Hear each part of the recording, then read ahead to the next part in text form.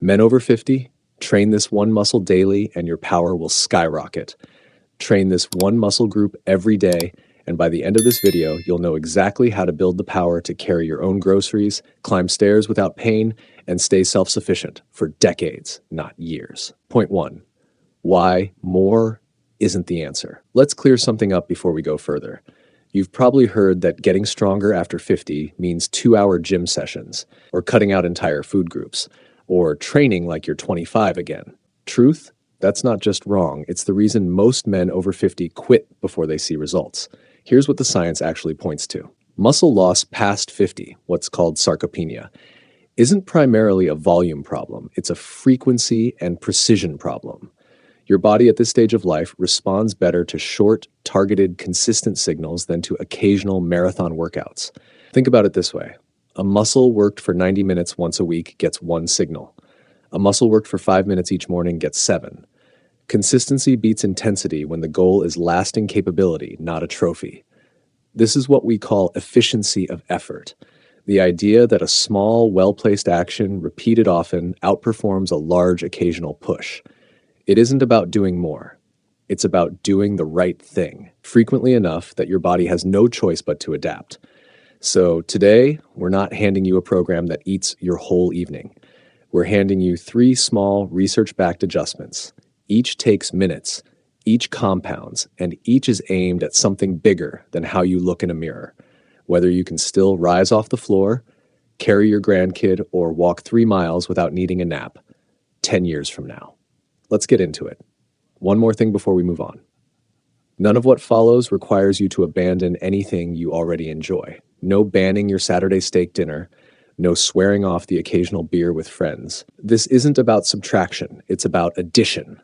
Layering 3 precise habits onto the life you already live without demanding you rebuild that life from scratch. Point 2. The daily leg and hip activation. Here's the muscle group nobody talks about enough. Your glutes and hip stabilizers. The ones that keep you upright, balanced, and powerful through your legs. Most men over 50 don't lose strength evenly. They lose it disproportionately in the hips and glutes first, because modern life is built around sitting. Sitting at a desk, sitting in the car, sitting on the couch. Every hour spent seated, those muscles go quieter.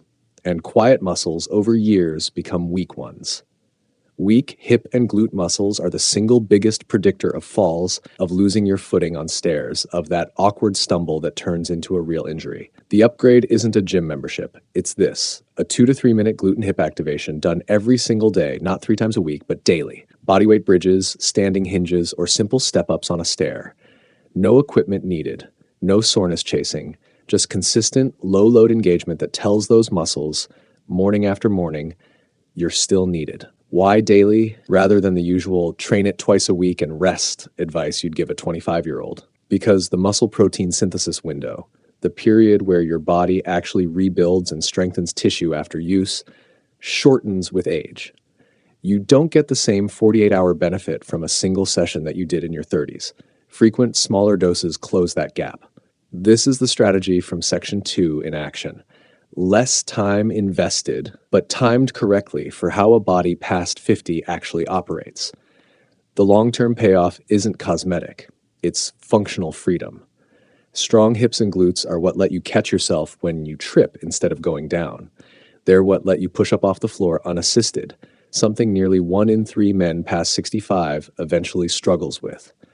They're what keeps you walking with a full stride instead of a shuffle, which matters more than most realize, because a shortened gait is one of the earliest physical markers doctors associate with declining self-sufficiency.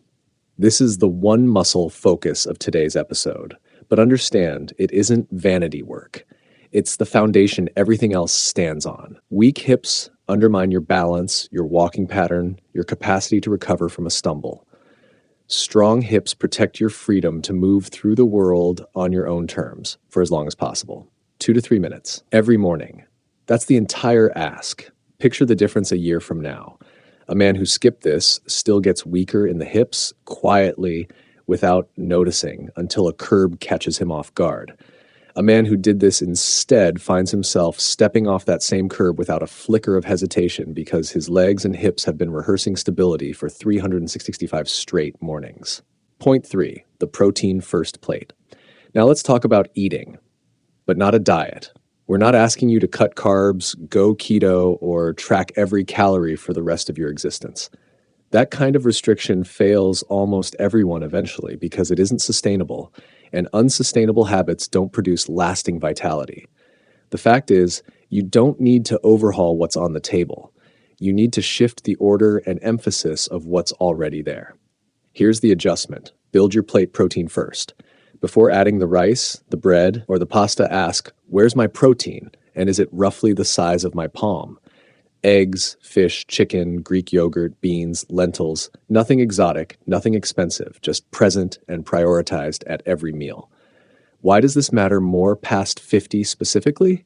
Because of something researchers call anabolic resistance. As men age, muscle becomes less responsive to protein, meaning you actually need more of it per meal than you did at 30 to trigger the same building response. Most men over 50 aren't eating too much protein. They're eating too little, spread too thin across the day. A little toast at breakfast, a sandwich at lunch, and everything crammed into dinner. Your system can't use it that way.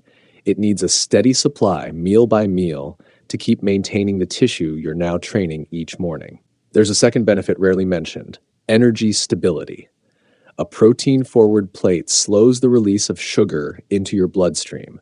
That means fewer crashes in the afternoon, more even mood, and here's the part connecting to something bigger: sharper mental clarity. Your brain runs on stable blood sugar. The 3 p.m. fog so many men chalk up to just getting older is often a glucose roller coaster, and it's largely preventable through this one small shift in how meals get built. This is healthy eating done right for this chapter of life. Not about restriction, not about punishment, not about willpower. It's about emphasis. Protein first, because your muscles, your energy, and your mind all depend on it more than they did 2 decades ago. The long-term payoff: tissue you can actually keep, energy that doesn't collapse by mid-afternoon, and a brain sharp enough to make sound choices about your health for decades, not just today. Notice what this isn't.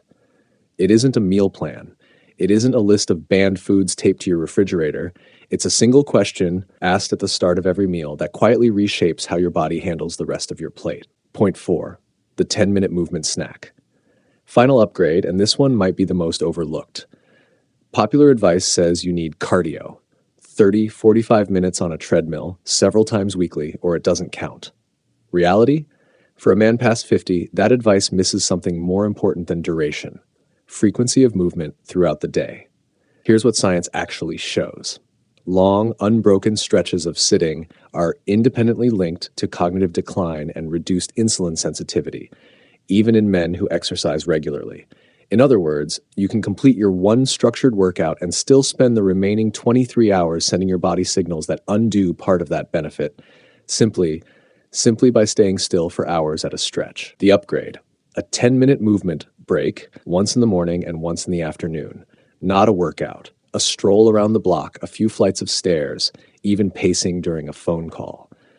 The goal isn't cardiovascular intensity. It's breaking up stillness consistently every single day. This connects directly to the work from Section 3. Movement breaks keep blood flowing to the joints and muscles activated each morning, which speeds recovery and keeps things like your knees and lower back from stiffening between sessions. But here's the piece tying everything together: cognitive health.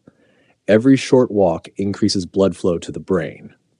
Studies on aging populations consistently link frequent, low-intensity movement, not just structured exercise, to better memory function and slower cognitive decline. This isn't about training for a marathon. It's about giving your mind, day after day, the circulation it needs to keep functioning the way you need it to when making decisions, running a business, or simply staying sharp enough to live self-reliantly well into your 70s and 80s.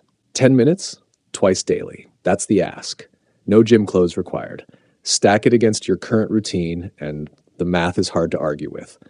20 minutes a day, split into 2 short breaks, costs you less time than scrolling through a single afternoon of headlines. Yet it's doing more for your long-term brain function than almost anything else on this list. Point 5, the recap upgrade. 1, 2 to 3 minutes of hip and glute activation each morning, because that's the muscle group most responsible for your balance, your gait, and your ability to catch yourself instead of going down. Upgrade 2, A protein-first plate at every meal, because your muscles need more of it per sitting than they used to, and your mind needs the stable energy that comes with it. Upgrade 3, 2 10-minute movement breaks daily, because consistent, low-intensity motion protects your joints, your recovery, and your mental sharpness in a way one big weekly workout never will. None of this demands 2-hour gym sessions. None of it demands a restrictive diet. That was never the point. The point is a strategy of small, precise inputs, repeated often, that compound into something far bigger over months and years. Here's a fact nobody puts on a fitness ad. The goal past 50 was never to appear younger. It was never about chasing what your body did at 30. The aim is staying capable, staying self-sufficient, being the man who can still get down on the floor and play with his grandkids and rise again without a second thought. Being the man who can carry his own bags up 3 flights without pausing. Being the man whose mind stays as sharp as his body stays powerful. That isn't aesthetics. That's vitality. And it starts with 3 small adjustments this week. No countdown clock, no dramatic before and after photo, just a quieter kind of proof. The day you realize stairs don't wind you anymore, or the afternoon you notice you never hit that old 3 p.m. wall. That's the real scoreboard. If this gives you something useful, subscribe to Primespan After 50 and turn on the notification bell for another research-backed video on longevity science, vitality for healthy living. I'll see you there.